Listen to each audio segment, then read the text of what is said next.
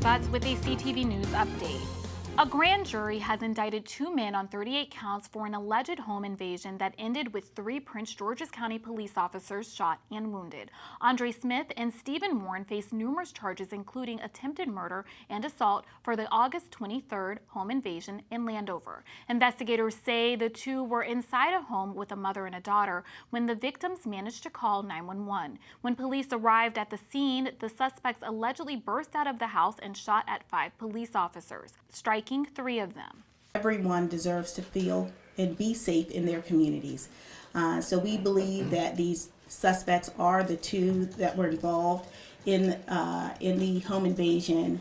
So we believe that we have the suspects in this case indicted, and they are being held without bond at this time. The suspects are being held without bond. All 3 police officers have recovered.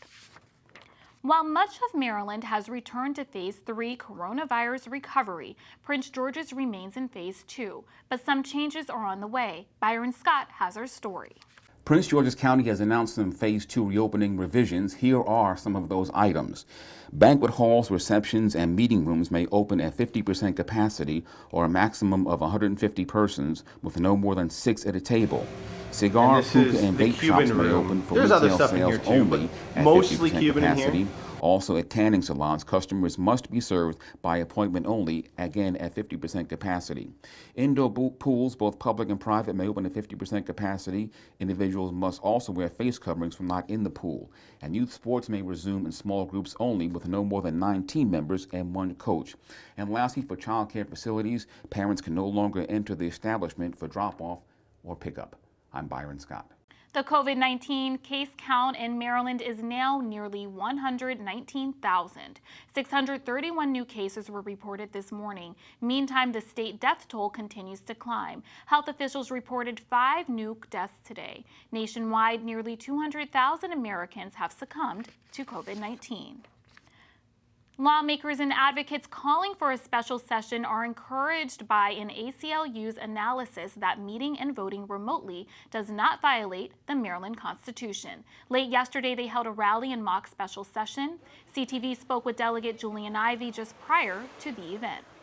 The ACLU, they just sent out their own opinion for how we could reconvene remotely, and they're citing the opinion from the Attorney General, stating how he could legally defend the legislation that we passed in Annapolis if we were to reconvene remotely.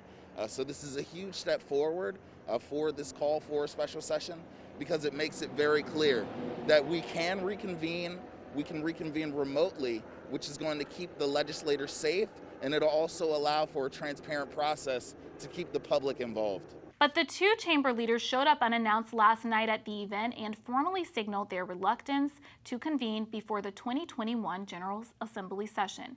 Senate President Bill Ferguson and House Speaker Adrian Jones say more time is needed than just a special session to carefully craft legislation that meets the historic demands of the moment. A shooting in Temple Hills leaves a D.C. man dead. The victim has been identified as 21-year-old Kendall Conrad. Conrad was shot last night in the 2600 block of Keating Street. Police say they don't believe this was a random crime. Anyone with information on the incident is asked to contact authorities. A recent federal court decision leaves many Central Americans in the region concerned about their future immigration status. The decision gives the Trump administration the ability to end the Temporary Protected Status Program. TPS gives people of designated war-torn countries and ones affected by natural disaster the ability to live and work in the U.S. for limited times. So it means that when the last date that they're able to be under the program, that will be it. They will then revert back to their previous status, which for most of them was undocumented. And so they would be then susceptible to being captured by ICE and then deported back to their country of origin. We have to remember that many families live in mixed status families where you have people that are undocumented, some are citizens, some have TPS or DACA or any other temporary benefit. And so now for them, they have to think about what's their next step. They know that they may have to make difficult decisions about whether to stay in this country or to go back to a country which they have not been in for many years. and what do they do about transferring their lives? Some have businesses, some have lives here, right? And they're being uprooted. There are still several pending court cases on the issue, but immigration advocates are concerned that this week's decision will set a precedent for the others. The late Maryland Congressman Elijah Cummings has a new book coming out. It's called We're Better Than This: My Fight for the Future of Democracy.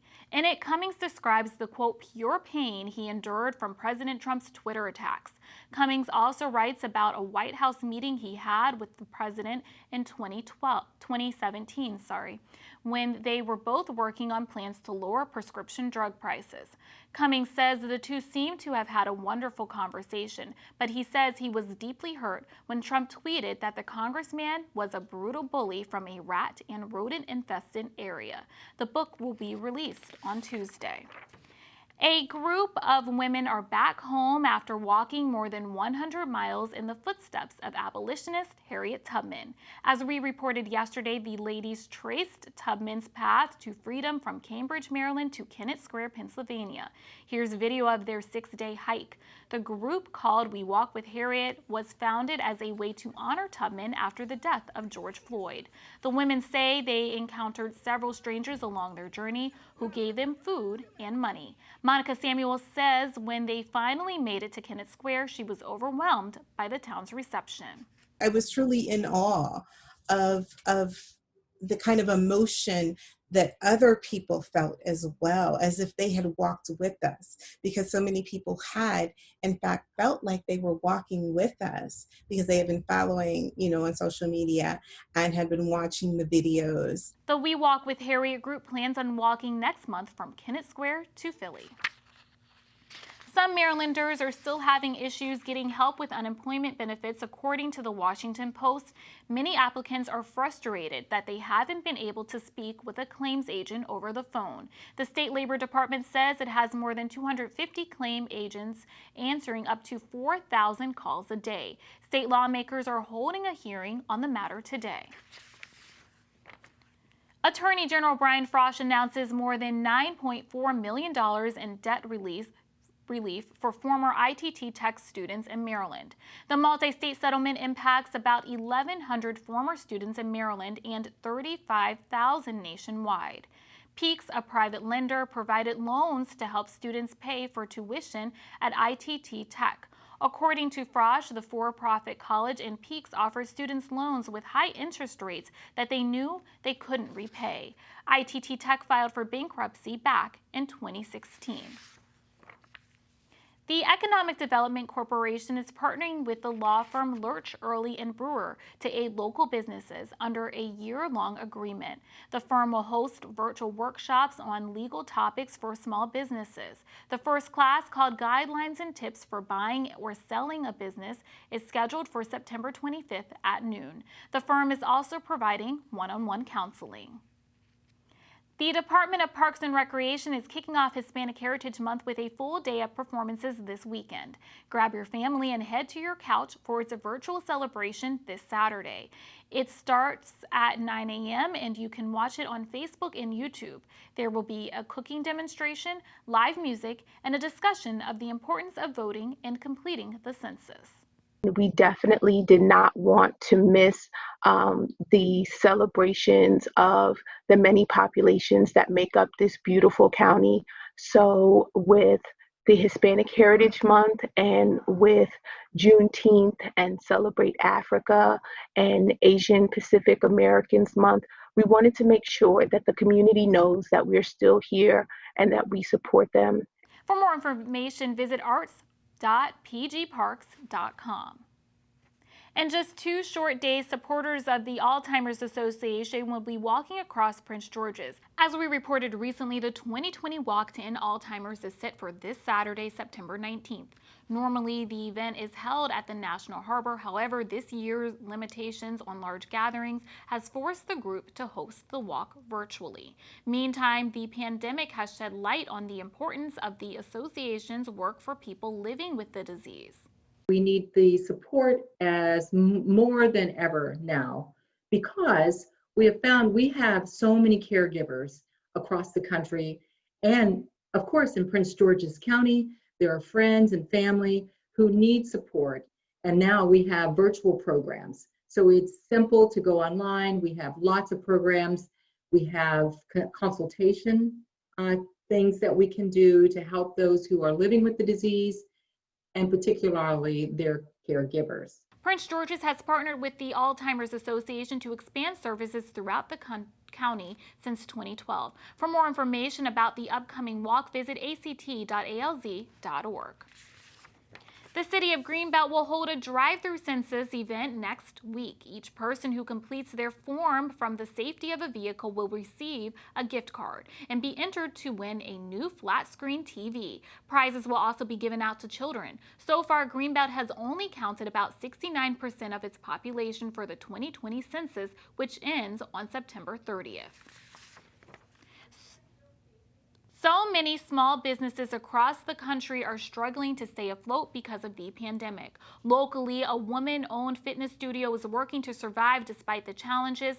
This is Melissa Blaine. She has owned Posh Cycling and Fitness Studio in College Park since 2018. When Governor Hogan forced fitness centers to close because of the pandemic back in March, her business was hit hard financially. Blaine says she lost 75% of her membership. Pivoting her business, Blaine offered classes online and even rented out bikes to clients. A lot of people made donations to Posh, which has been really helpful to be able to, I was able to pay, some of my bills and some of my instructors who really helped me out during that time. Unfortunately, we're still struggling. We still have bills to pay, rent to pay. We got some relief on some rent. People are still very scared, which I understand. We have talked about the different procedures that we've had. I've showed the different safety precautions, but I totally understand. For more information on Posh Cycling and Fitness Studio in College Park, visit posh.fit. The Washington football team goes on the road this weekend to take on the Arizona Cardinals. Both clubs will enter the contest undefeated. Washington defeated the Eagles and Arizona beat San Francisco to open the season last Sunday. Washington offensive coordinator Scott Turner talks about his early season plans for rookie running back Antonio Gibson. Biggest thing, like as a rookie, you don't want to overwork those guys or put them in too much of a situation early. His role will continue to grow. We got two other backs, and the way the snaps went with Peyton, we finished the game in a 4-minute situation where, we basically ran the ball to use the clock at the end. And that's why his snap count was so high. We also had a lot of red zone runs, which we felt good about and Peyton was able to get it in the end zone twice, which is good. So based on how the games play themselves out, that'll dictate a lot of the snaps. Antonio's a guy that's, his game, it's only going to grow and grow with the more experience he has. And hey, he got that first game under his belt. He got tackled, had a couple runs, understanding the speed of the game. I think his comfort level will just increase. The teams kick off this Sunday at 4:05 p.m. And that wraps up our CTV News Update. Join us again tomorrow at 4:30. Have a good night. For the latest information on COVID-19 in Maryland, visit the State Health Department website. That's health.maryland.gov. Again, health.maryland.gov. Click the link to the COVID-19 information portal. There you'll find all the latest information about coronavirus. You'll find daily updates on cases and fatalities. Answers to questions about testing and the governor's stay-at-home order are available as well. For specific information about Prince George's, visit princegeorgescountymd.gov. That's princegeorgescountymd.gov. The site offers information about local services for residents and businesses. There's a link for COVID-19 relief donations. Also, food pantry locations are listed. And if you have any questions, call the county COVID-19 hotline at 301-883-6627. That's 301-883-6627.